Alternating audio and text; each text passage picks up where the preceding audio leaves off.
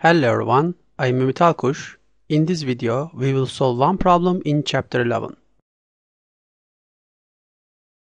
Two blocks of masses M1 as 1.5 kilograms and M2 as 4 kilograms are connected by a string that passes over a frictionless pulley whose radius is capital R 7 centimeters and whose rotational inertia is I as 0.38 kilogram meters squared.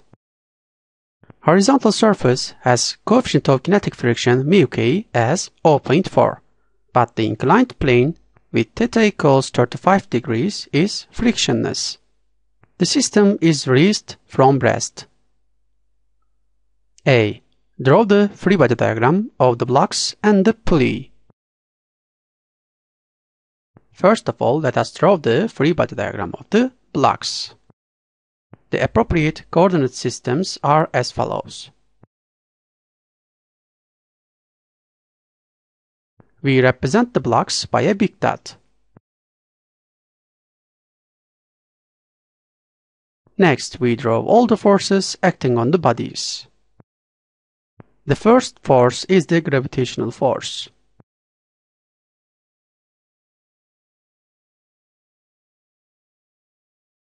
For M2, it is convenient to decompose M2g onto x and y axis. The tensional force due to the string on M1 is T1, which is to the right. The tensional force due to the same string on M2 is T2, which is an upward force along the surface. Because there is a contact between M1 and the horizontal surface, the normal force, which is perpendicular to the surface, is drawn as the following.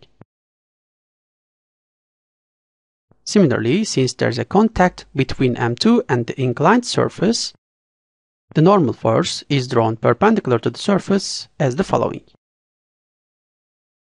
Because there is a friction between M1 and the horizontal surface, the kinetic frictional force acting on mass M1 is drawn to the left, because the motion is to the right. As the final step to draw the free body diagram of the blocks, we draw the acceleration vectors like this.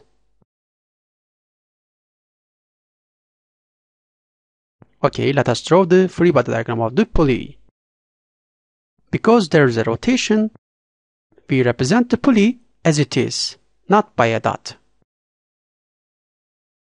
The rotation of the pulley is only due to the tensional forces on the strings, and they are depicted as follows.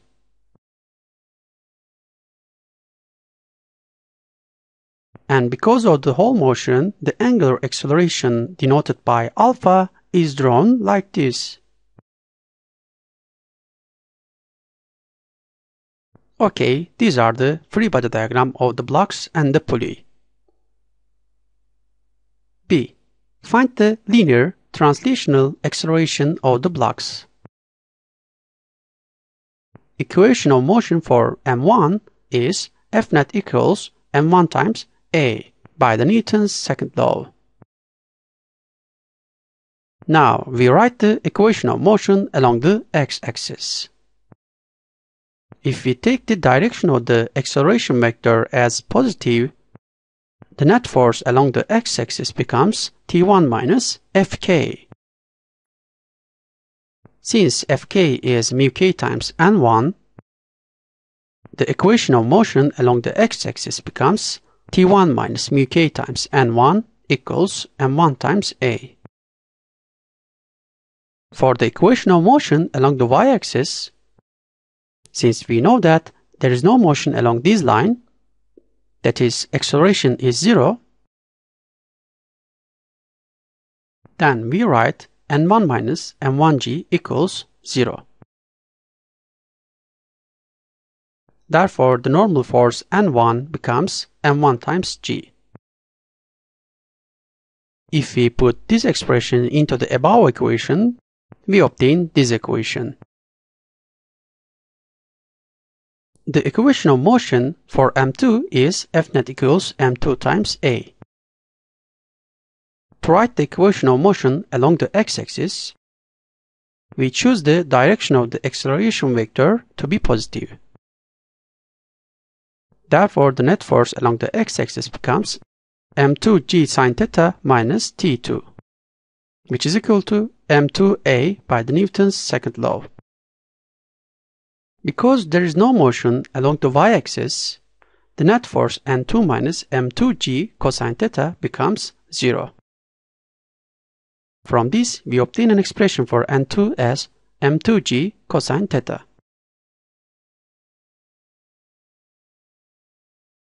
Equation of motion for the pulley is found by the formula net torque equals I times alpha, where I is rotational inertia and alpha is the angular acceleration of the pulley.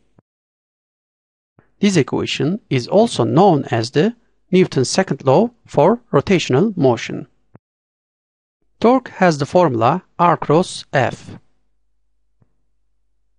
and its magnitude is found by the formula R times F times sine phi, where phi is the angle between R and F.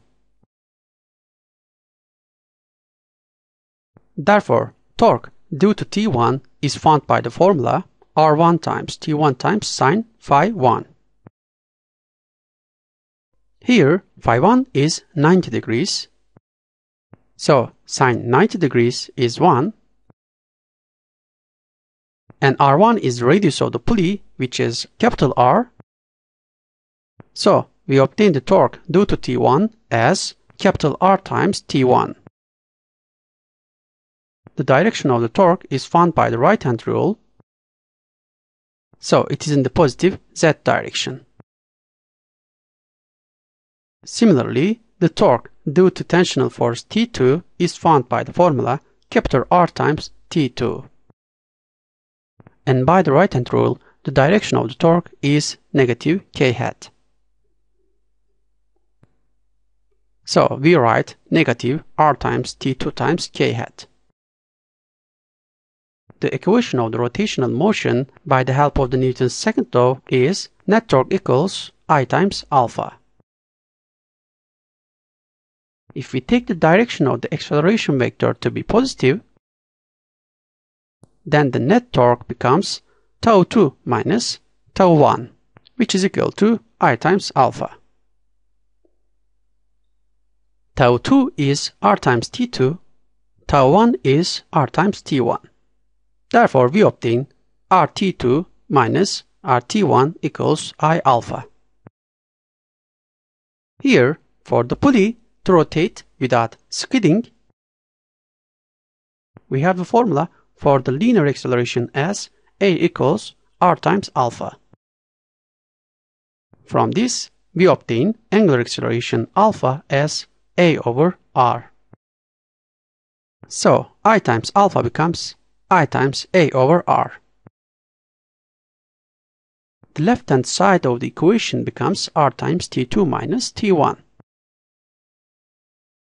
If we divide both sides by R, we obtain T2 minus T1 as I times A over R squared.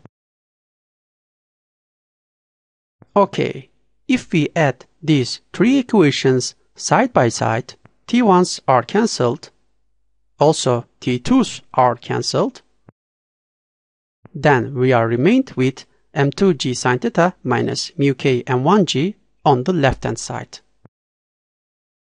And right hand side becomes, the left hand side can be written as g times m2 sin theta minus mu k m1. And right hand side can be written as, from this equation, we obtain an expression for the linear acceleration A as, we put the numerical values into the corresponding places.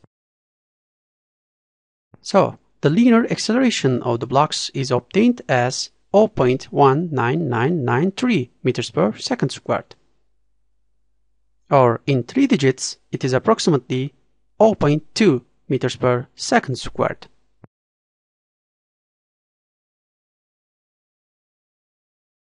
C. Find the angular acceleration of the pulley. there is a relation between the linear and the angular accelerations as follows. A equals r times alpha, from which we obtain alpha as a over r. We put the numerical values into this formula. Then the angular acceleration of the pulley is calculated to be approximately 2.86 radians per second squared. The unit is radians per second squared because angular acceleration is the first time derivative of the angular speed, and it is second time derivative of the angular displacement, which is in radians. D. Find the tensions T1 and T2. From equation 1 in part B, we have T1 as m1 times mu k times g plus a. With the numerical values, we obtain tension T1 as 6.1799 newtons, or approximately 6.18 newtons. From equation 3, we obtain T2 as I times a over r squared plus T1. Now substitute the numerical values into this formula. Therefore, we obtain approximately 21.7 newtons. Okay, this is the end of the discussion of this problem. Thank you for your attention. See you in the next video.